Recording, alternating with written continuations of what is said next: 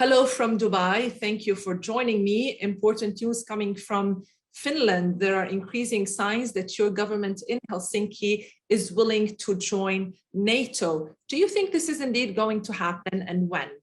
It certainly looks like it. Of course, the official president, prime minister haven't said anything formal yet, but all the indications, how they're saying, what their preparations are, and things I'm, of course, hearing in the background indicate that, yes, in the next few, I won't say necessarily weeks, but next month or two, we should get a formal change of Finland's position and an effort to seek NATO membership. All the preparations for that are ongoing. Mm-hmm.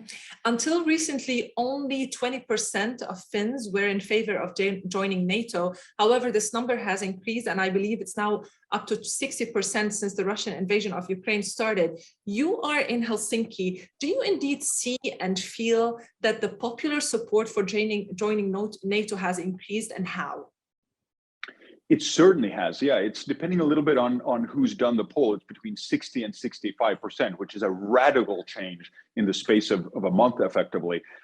You see it in a few different ways. Of course, in the public debate, newspapers, social media, all of a sudden, a lot of people who have known they're in a minority of the 20% are now speaking out more freely, just citizens, politicians. You also hear it being discussed in public transport and trams and buses in a completely different way than you would have even 2-3 months ago. So certainly, I think it's genuine. There have also been a few different companies and a number of different medias who've all done them. All of the results are similar, 61%, 65%. So I think it's a genuine shift. And it actually surprised, I think, the Finnish and then eventually the Swedish politicians, that the Finnish population is the one that's forcing the Finnish politicians to change their stand. That's interesting. Russia, of course, is not going to be happy if Finland joins NATO. Isn't Finland scared to anger Russia?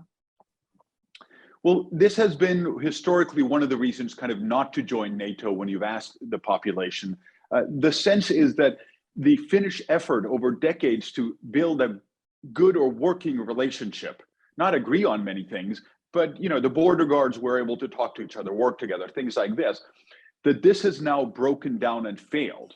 And so Russia will be mad and come up with an excuse to do something no matter what. And therefore, the thinking seems to be it's better to seek NATO membership and be protected from a kind of a deterrence point of view, and not worry so much about Russia's reaction. There will be one. We don't know what it is, but generally speaking, I would say Finland's quite well prepared and on a daily basis, increasing preparations. The Soviet Union attacked Finland back in 1939. Is there any chance, in your opinion, that Russia is now going to respond militarily? Absolutely. I would almost expect it. Of course, not similar to the Winter War in 39-40 or what we've seen in Ukraine, because simply Russia doesn't have the military capability. But of course, you can try to create a small frozen conflict by just sending a few hundred soldiers across the border. Now, militarily, that would be no problem for the Finnish military to take care of.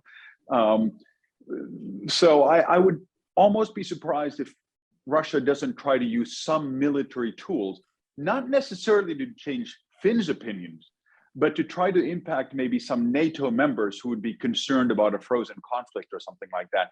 But all the more reason why I think Finland would then have to respond militarily. And of course, we may see cyber operations, we may see refugees being used as a weapon. So there's any number of tools that we expect Russia could use, but that I know preparations are being made to counter. What kind of preparations? Well, generally speaking, Finnish authorities kind of approach a do, don't talk approach to communications. It's from making sure that authorities that already exercise are going to exercise even more.